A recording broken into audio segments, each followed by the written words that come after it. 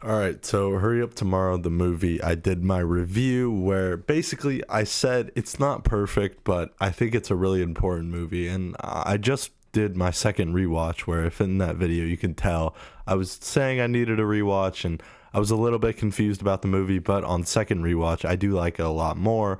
But a lot of people don't. And I understand the criticisms. Like I said, it's not perfect, but I do think this is a really good movie, and I think the hate on this movie is being a little bit forced, and it's like 0% on Rotten Tomatoes, which is just absurd. I mean, come on, that's absurd. It's not that bad. Like I really like this movie, but I understand the criticisms, but I also 0% on Rotten Tomatoes is too far. People are hating on this movie too much. There's this viral clip on Twitter, like it's this scene right here. Obviously, spoilers for the movie. Shut the fuck up! Shut up! What are you doing? What the fuck are you doing? I have to go right now. I'm getting calls. Okay, so I don't understand why this scene in particular is getting kind of memed out, because I think this is pretty good. I mean, obviously, this is a music channel, sneeze channel, but so I don't know too much about acting, but to me, this does not seem like a bad scene at all. You have Jenna Ortega. In the context of the scene, it makes a lot of sense. Jenna Ortega's like getting super emotional, and she's like, why are you leaving? Oh my God. And then he's just like, shut up. Like, I think it's pretty good. There's other moments in the movie that I think are worse than that could have been memed out. Like the scene where Jenna Ortega is like dancing around to blinding lights. I don't like that scene. But I don't know. I really think Abel is a good actor, to be honest. Like the moments where he's crying in the film, he gets really emotional. You can feel kind of the deep trauma and pain that he's going through in this movie. I think he did a fantastic job. And again, I'm a Weeknd fan, so I could have bias when it comes to that kind of stuff, and I could just have bias for this whole thing. But right now I want to react to Moist Critical's video about the movie. He titled it Worst Movie of the Year came out. And again, I think that's completely absurd and just blown out of proportion.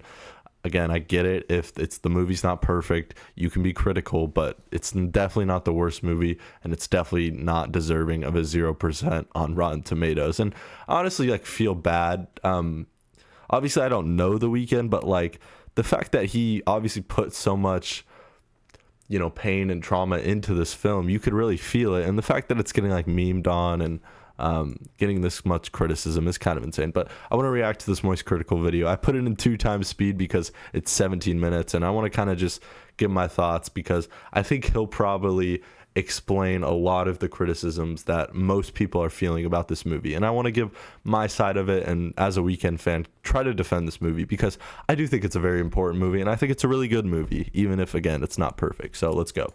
The hogwash I just watched. I thought The Weeknd would never have something as bad as The Idol under his belt when it came to acting credits. How wrong I was. His new movie with Jenna Ortega just came out, Hurry Up Tomorrow. It debuted with a 0% on Rotten Tomatoes. That's a very accurate score. No, dude. 0% on... Dude, 0% is literally like... That could be literally like a dog just taking a poop on the ground. That's a 0%. Not even that. 0% is literally nothing. You didn't do anything in the movie. That's absurd, okay? And I like Moist Critical for sure, but he does make a lot of the most morally obvious points when it comes to like his political thoughts and like thoughts on like certain situations. And when it comes to like movies, TV shows that he reviews, I feel like he kind of hops on like what the popular opinion, and then he just kind of overdoes it, like he is in this intro saying that it's deserving of a 0%. Come on, that's absurd. It's definitely not deserving of a 0%. Again, you could hate this movie, but even a 0% is like beyond hating. That's like saying it's literally nothing. So yeah, let's continue. Film is so bad, I cannot even believe they released it. It is truly a film that is meant only for the most diehard Weeknd fans to do their absolute best to cope with and defend. Because there's no one else who's gonna watch this and enjoy it, I don't think. Like, I'm not even just trying to be a Scrooge about it. This is just straight up. I mean, he has a point with the fact that like you have to be a Weeknd fan to enjoy it. I don't think that's the case. I think you can understand the storyline, but I do think there are some moments in this movie that you probably won't understand or won't really like if you're not a Weeknd fan. Like the song Hurry Up Tomorrow off the album Hurry Up Tomorrow is a big part of this movie, and there's this one particular scene where at the end where Jenna Ortega's about to pour gasoline and light him on fire, and he starts singing "Hurry Up Tomorrow," the song. And I think to a lot of people that could be perceived as kind of a corny scene. Even I kind of found it a little bit corny, but that song is really powerful and it's really deep if you listen to it. So I think Weeknd fans got that, and it can be a pretty emotional scene if you understand that song. But I think normies can enjoy this movie. I think people that like David Lynch, like more abstract films, will find some enjoyment out of this movie, even if it's not as good as a David Lynch film. But yeah, let's continue. Textbook turbo ass. I wrote some notes while watching it. That's how you know it was bad. And I'd like to go over it here. There's going to be spoilers. If you can even spoil something like this. This is like spoiling a pile of dog shit. Like, there's only so much damage you could do to it and so much you can ruin about it. You know what I mean? This film wants so badly to be taken seriously, like trying to command the utmost respect. It tries to be artsy. It tries to be pretentious. It tries to deliver creative shots, but it can't do it. Sure. It's also flat. So, I said it was pretentious for sure. My review was literally titled "A Pretentiously Important Movie," so it's definitely a pretentious movie for sure. When it tries to make creative shots or be like cinematography, like try to be interesting from a cinematography standpoint, it just fails. The one shot that it uses, like at least the visuals in this movie are incredible. I'll just say that at most. You could hate on the dialogue, the acting, the story, whatever. The visuals are really good, and I don't know how you could say that about any artsy movie. Oh, it's trying to be artsy. Yeah, that's the point. Like, I don't know how it fails at trying to be artsy. It's literally like, it's abstract. I don't get that point. 30 times as a way of trying to be a little unique and quirky is it just spins the camera around rapidly really quick. So it'll do like a bunch of 360 hero shots of the Weeknd as he's just like, because like the scenes where the camera spinning is when he's in like a nightclub and it's super intense and he's looking for his manager and he's probably on a whole bunch of drugs. That's what that's signifying. It's kind of an overstimulation of life and sound and music. That's the point. Like staring at something, like having some kind of stunning revelation, or it'll spin really, really fast and then start blurring the screen. They do that no less than 10, 15 times for some of these shots. It's when that he's is their go-to bread and butter. overstimulated. It's not an interesting shot. It's disorienting. And it doesn't do anything. It's just fucking stupid. But that's really the whole film in a nutshell. Everything about it is stupid while trying to be deep. Anyway, enough foreplay. Let's get into it here. A lot of the film feels like it's just promotional material for the Weeknd's new music. Like, it really feels like a large chunk of this is you just listening to a I Weeknd disagree. song. Again, I'm disagreeing a lot with this movie. I'm defending this video. There wasn't that much music for the album in this. I actually expected more, and I saw people saying like this feels like such a companion piece to the album, and it does, but there wasn't that much music in it. It was actually mainly like instrumentals from the album, and even then they were like reworked. They don't even sound like the ones on the album. I think like Red Terror and Open Hearts were the only songs and Timeless. So there's like 3 songs that had vocals in them, and then the rest were like instrumental. And then obviously the song Hurry Up Tomorrow was like sprinkled throughout the movie. Concert, which is why I said it feels like it's just meant for Weeknd fans and nobody else. Like, they'll probably be happy just to hear the songs and then just defend the movie for that reason alone. I also like some of the Weeknd's music. You know what I don't like? Having my fucking time wasted. If I wanted to watch a Weeknd concert, I'd watch a video of it on YouTube or get tickets to go see it my fucking self. I don't want to sit here and watch a movie that's like a pseudo. There was like no the performance stuff was important to the plot, and it wasn't even meant to be like good performance because he literally loses his voice. It's supposed to be bad actually. The performance is literally supposed to be bad, so I don't get that. Intellectual take on Weeknd music. That's not fun. It really felt like it was just an advertisement for his music. So he plays himself. It is a self-insert. And Jenna Ortega plays a troubled fan. So the very first scene, outside of like the introduction, the very first scene is the Weeknd blowing a raspberry at the camera.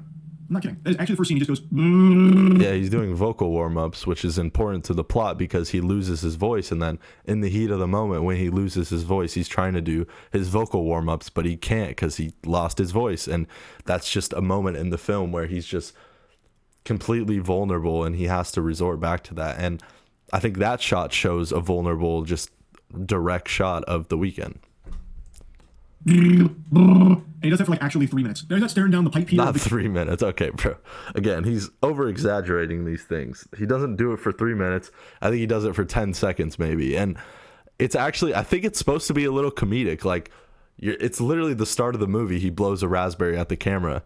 It's super dramatic, and then it goes from that, and then it's like, oh, I think it's kind of supposed to be comedic and kind of be a little bit more lighthearted. That was my interpretation. The camera, he's looking in the mirror doing this, and I understand this is a real vocal warm-up exercise, doing that and just that kind of thing. But do you know how fucking dumb that is to start this movie with that? So anyway, he then continues all of his like pre-performance rituals. He's on tour, so he's about to do a big performance, and he does a whole song, and we get to watch it. Yippee! It is the whole song we watch. And then we get his next performance, and he's really angry about this breakup, so he's leaving an emotionally charged voicemail. He wants to cancel this one because he is not in a state to perform. His voice is all kind of cattywampus, damaged, and doesn't want to like hurt it further. He's just really down in the dumps over this breakup. His heart's broken, but his manager, he doesn't let him. He forces him to do it. So he gets himself all hyped up. He gets alcohol in his system. He gets ripped and roaring. Leaves another like yelling, angry voicemail. You bitch! You're gonna be forgotten, but I'm a fucking legend on the weekend. Damn it! And then he goes out there and he. I thought that scene was incredible. Honestly, if people are hating on his acting, I thought that scene just perfectly showed like his ego in that moment.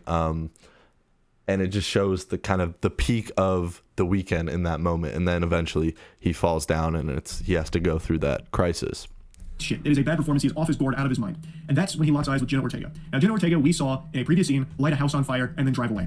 We don't know why she did that yet, but that's what we've seen. Now she's at the weekend concert. They lock eyes, and they immediately have a spark, a connection. He then storms off the stage because he's just not ready to perform. He's all pissed off at his manager, so he's evacuating. Jenna Ortega, I'm calling her by her actual name because I don't even know what her character's name is in this movie. I don't think they said it. I think he maybe said something that sounded like Annie once, so maybe that's it. I also don't feel like looking it up either. It's just, if you can't even tell me a character's name and make it stick, then something has already gone awry. So Why? Jenna hops. Why does that really matter? Like, a character, it's not like Marvel or Star Wars where like the character name is like important because it's like interconnected. I don't know. I don't think that's a really thing to hyper fixate on. Railing, and then finds him backstage. They bump into each other, and then he says, "Do you want to come with me?" She says yes, and then they go on a date. They play air hockey and then ride scooters, and then go back to his hotel together. It is a really uncomfortable series of scenes because like in the car, he's already crying. I shit you not. I feel like The Weeknd made this. Because, okay, I get it. Yeah, some of the scenes with Jenna Ortega in The Weeknd are a little bit uncomfortable and maybe could have been done better. They could have been done better, for sure. But the point of that, where he's already crying, is you see that scene where he's like, I'm a legend, and he's drinking alcohol, and then he goes on stage, and he loses his voice. He's so egotistical that he loses his voice in front of 80,000 people. His ego is just completely deflated, and he's just completely vulnerable. So that's why he immediately locks eyes with Jenna Ortega, because, obviously spoilers for the movie if you made it this far. Jenna Ortega is The Weeknd. They're the same person. It's just that's the softer and more vulnerable side to him. So he's in his most vulnerable position when he loses his voice right there. That's why they lock eyes. That's why he goes with her, and he's super emotional and super like soft, because you just saw him being super masculine. He's lifting the weights, he's drinking the alcohol, and then it all goes to shit, and he's just like vulnerable and soft. This film just to prove he can cry on camera, because in every scene he is tearing up and crying. Like, I can't think of a scene that went by that didn't have him with tears in his fucking eyes, eating some French fries. Like, it is unbelievable how many times he's... Well, I think that's good acting, no? If he can cry, like, okay, whatever. Crying. So he's even crying, like, on this date, and then they eventually go back to his hotel room. It's not and a date. He plays her a song, an unreleased track. You'll notice it's not a date because they never do anything, like, overtly sexual. It's, like, literally just hugs and, like, he feels comfortable with her. So he plays a song, and I wrote down some of the lyrics here, at least the ones that I could hear. It goes, trying to fill this hole my father left so no one else abandons me. My mother. I missed some lyrics here or something, but it goes like, Mama, I'm sorry. It says it again, like, Mama, I'm sorry. I hope that I find what I'm looking for. And he plays this whole fucking song, by the way. This movie has such a problem of just dragging these scenes out to an agonizingly long duration that it is so uncomfortable. I agree. He plays like a full fucking 4 minutes. This movie was definitely dragged, especially the last act. Yeah, it could have been shortened for sure. I agree. Song for her, and then she's tearing up about it too. Like, God, like you can get the point across with only like a minute, maybe. You don't need to play the entire discography. You know what I'm saying? Like, it's just so unnecessarily long. So she starts crying, and then she's trauma dumping about how this song really touched her and like how she could relate to it so strongly because her dad also wasn't there for her and her mother was struggling. Well, so yeah, because it's him. It's him.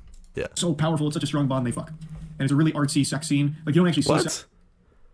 Okay, I mean, I knew that The Weeknd and her are like the same person, so that's why I didn't really get the fact that he's saying that it's a sex scene, but maybe I could see how it's interpreted that way for sure. But you see like shapes that resemble something sexual, maybe. I don't know. It's a series of stupid I don't shots. think that was the point. It's like liquid silk moving around, and they can honestly look like bowling balls for a little minute there on screen, just like going by. Like, it's a weird scene, but they have sex.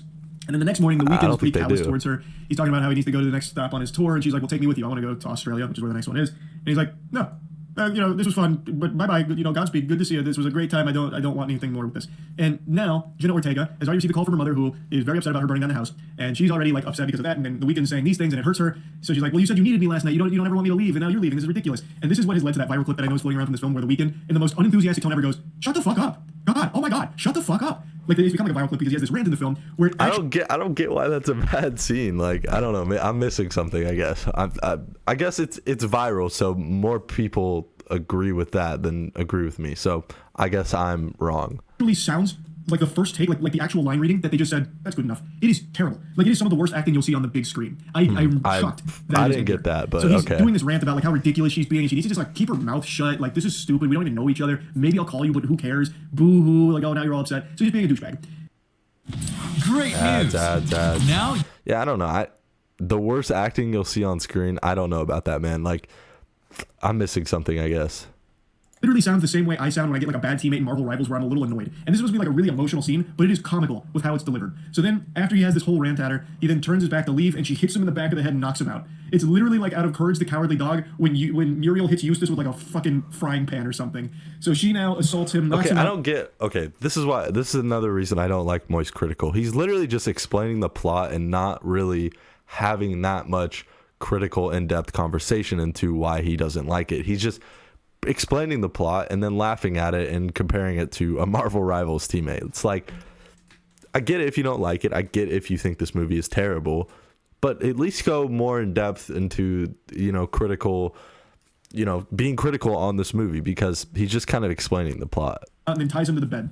While he's like in this ethereal state after getting a concussion, he like goes to hell. So he's like all alone in this version of the hotel, and he's now like wandering these like catacombs or like this big dark empty tunnel, and then he sees like a woman who's crouched, and then she goes like boo, ooh, and it's a big jump scare moment, and it scares the Weeknd, and it's supposed to startle the audience, and now it becomes like a pseudo horror film. Oh my god, it's so dumb. I can't express to you how stupid it is. I didn't think it was dumb. Like, I think that was one of the more like captivating parts of the movie. That was at least like a linear storyline. That engaged me. I got a little jump scared. I was like, ooh, like, like it really is just, what were they thinking? What were they thinking? And then he like goes to, it engages the audience. I think it was a good play to add some like horror elements like that, because it engaged the audience. When I saw it twice, and my theater I could tell the energy kind of shifted during those scenes because people were like ready for the jump scare. I think it's a good way to engage the audience doing something like that. To a fire, and there's like a kid there. I'm assuming it's all supposed to be like very metaphorical and full of symbolism. I'll get into a take I've seen on the film that I think might be what they were going for, but absolutely failed to like deliver. I think that was pretty clear, like what they were going for in that scene. At least it's young The Weeknd, and he gets emotional at it. I think that's all you really need to know. Moment, but after he awakes from that like nightmare, he's tied to the bed, and Jenna Ortega wants him to be honest about like what his music means. Like he's fucked so many girls, but they're just numbers to him, except for this one girl that was really special. So then what she does, this is actually like pivotal to the film, and it goes on for probably close to 25 minutes. It's like the major chunk of the runtime.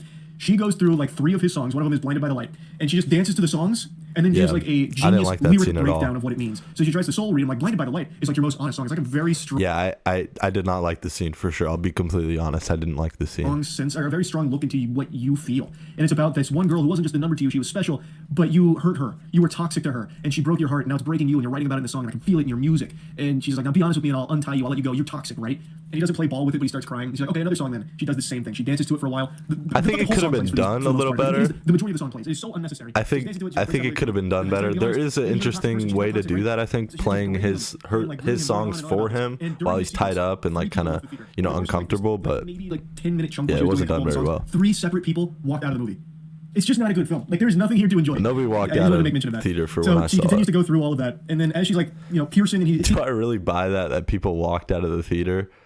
I don't buy that, to be honest. Like genuinely, I don't think this movie's gonna make a lot of money. 1, because it's now getting kind of a smear hate campaign on it, but 2, because I think mainly the Weeknd fans are going to see this. Like when I went to the theater to see it, I saw the tour merch from when I saw him, because he started his tour in Arizona. So, and obviously I saw the movie in Arizona as well, because I live here, and people were wearing the tour merch. So it was mainly Weeknd fans. You could literally identify them by their shirts.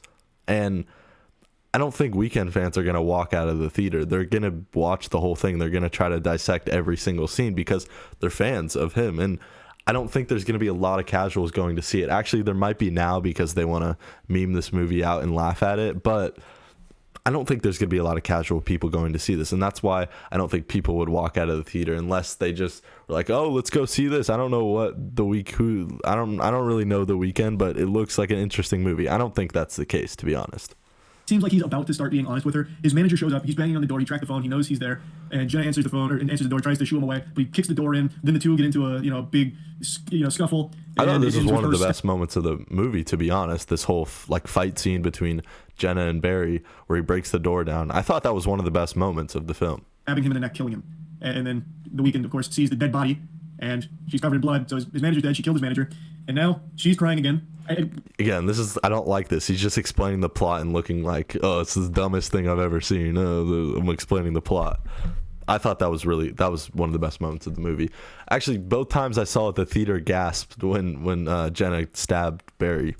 The Weeknd's been crying like this whole time, so this is nothing new, but he's also crying. She starts pouring gasoline on him, like we saw in the first scene where she poured gasoline on the house. Now she's doing that to him, and then she's holding a lighter over him, about to light him on fire, killing him. Well, he's closed his eyes and he's accepting his fate. He's coming to terms with everything, and he breaks out into a song. He breaks out into the I'm Sorry song. It's a song all about apologizing and trying to be honest. I wrote down a couple of lyrics here as well. Yeah, this scene was a little corny. Again, I'll recite my point earlier. If you know that song, you know it's a pretty emotional and vulnerable song, and it's like the climax of that album.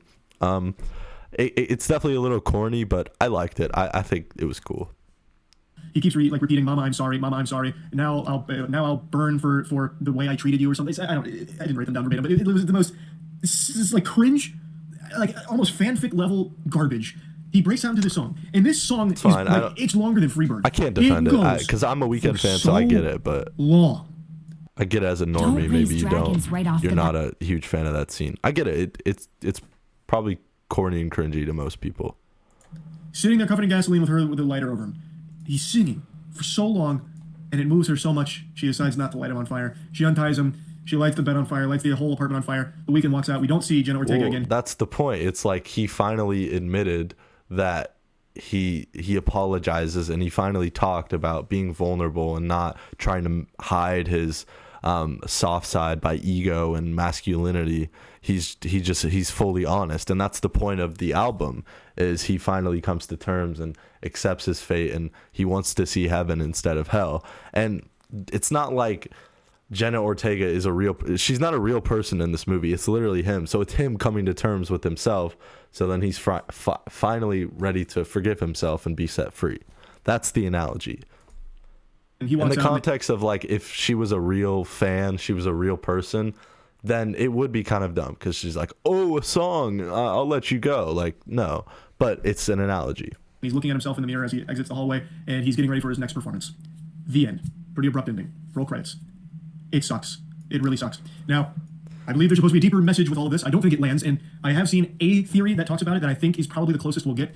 Jenna Ortega's character, most likely, I would think after watching this, was not a real person. I think it was a manifestation of the Weeknd's feelings about himself with the way that the relationship that actually meant something to him ended. And now Jenna Ortega is here trying to get through to him that he was the reason, that the only good thing in his life, the only positive person and positive relationship that he's ever had. I maybe have a different perspective just because going into this movie, I knew that she wasn't a real person because I had seen the interviews, I had seen certain reviews, so I kind of knew that she wasn't a real person. So I already got that before I even watched the movie. But I think you are able to pick up on it if you just watch this. There's definitely certain scenes, even on second rewatch, that I noticed that you're like, oh, there is certain scenes where how would she know that? Okay, first of all, one of the first scenes of the movie is she's in that house, she's burning it down, and you see pictures of young Abel on the wall. So it's him. Then you see her holding a picture of baby Abel again. Sure, maybe you don't pick up on it, I guess. Now gone. It was him being toxic, and Jenna Ortega was meant to be that force to get through to him, but she wasn't a real character. And how would she know a whole bunch of stuff about him without actually meeting him? There's just a whole bunch of different signs, I guess. Maybe I got too much information. I knew too much. Yeah. Or anything, and what happened in that hotel room wasn't real, so the burning of it was symbolic of him burning it to the ground and moving forward. And also the scene of him going down into the elevator and he goes out in the street and it's empty. That signifies to the audience that this isn't a linear movie. I think if you didn't already get that from the whole, the other half, that scene in particular, that whole sequence signals to the audience that, oh, this isn't really a linear story. It's meant to be abstract. right, but I also think there's an equal chance that it's not even fucking close, and this film is just surface level. Everything you see is what you get. I think there's a very real chance of that being it too. Come on, man. That's obviously not the case. I feel like this could just be a true cope where people have now written something that can almost make sense in the context of this messy dog shit film. And if I was involved with the writing of this, I would latch on to this theory because it does fit. Bro, he was talking about this before the movie came out, and I think you pick up on it that it's abstract. It's not supposed to be. You're not supposed to take it at face value. To a certain extent, there are some inconsistencies and some plot holes if this actually is what they were going for, but it does kind of still fit, and it makes it a little more, like pinky out, artsy, but it doesn't make the movie any better, even if that is what it's actually supposed to mean and represent. It's still a bad film. There's still nothing to like about the film, and no reason to care about The Weeknd in the first. There's no reason to like the film? Okay, whatever, man. Place in this movie. He's not even really a character. He is actually just performing the vast majority of this movie. He's really not doing anything or getting fleshed out or giving you any reason to get invested in anything you're watching. He's not getting fleshed. He starts out the movie one way. He ends the movie in one. It's a full arc. What do you mean he doesn't get fleshed out? It's just a waste of time. It is so flat. So I am not surprised this film is getting slammed. It sucks. It is easily the worst film of the year right now. So yeah, I just want to talk about it a bit. That's it. So yeah. All right, let's see what the comments are saying, because I already gave my points for... Maybe, okay, this is a comment I hate. I've seen this actually a lot. Maybe The Weeknd should stick to his day job. I hate this so much. Even if, again, if this is a terrible movie and I'm just not, I don't know. If it's a terrible movie, why say this even? Like, why would you want someone to stay in one lane? It's like, I don't want The Weeknd to just make Starboy. I don't want The Weeknd to just make House of Balloons. If you're an artist, I want you to, put yourself out there, get out of your comfort zone, try new things. I don't think it's not interesting to just do the same thing over and over. And even if you fail, you get back up and do it again or try something else. Like, there's no point in being an artist if you're not going to expand and be creative, because that's literally the point. You're trying to be creative. So I've seen that comment a lot, or at least variations of that, like The Weeknd should stick to music. It's like, no, he should try other things. He's an artist. He should get out of his comfort zone. Everyone should get out of their comfort zone and not stick to what they're good at and do that for the rest of their life. That's boring and that's not fulfilling. So that's kind of my defense of Hurry Up Tomorrow. There's tons of other articles bashing this, and the Rotten Tomatoes thing is just, how can any normal person look at that and go, really any movie deserves a 0%? Honestly, I can't think of a single. I've seen bad movies before, but like, does it really deserve a 0%? Like, even like, there's a shot in the movie with like Jenna Ortega and The Weeknd, and they're staring out into the water at the fair, and that the Ferris wheel's lighting up. It's a objectively cool shot. That would bump it up to like a 10% at least, not a 0%. Come on, that's absurd. And the fact that he's calling it perfectly reasonable for a 0% is just like, yeah. And that's my problem with this guy too. I like him. I agree with most of his takes. Again, he kind of cites the morally obvious a lot of the time, but just kind of overreacting, and there's no reason to enjoy this film. I think it's just a dumb take. So I like the movie. I gave my review. You can go check that out. And upon second rewatch, I actually like it even more. So let me know. Do you agree with me? Do you disagree? If you don't like this movie, please tell me in the comments down below. I'd love to talk to you. So yeah, just leave a comment.